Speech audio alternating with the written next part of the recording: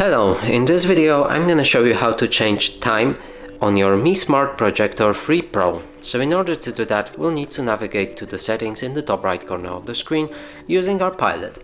Now press OK and you'll be able to enter the settings. From here find device preferences and click OK.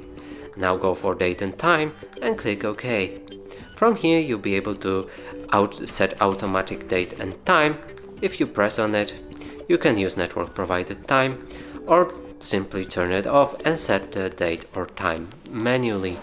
So now it's disabled, we can set the date, click on it and you'll be able to pick the month, the day of the month and the year.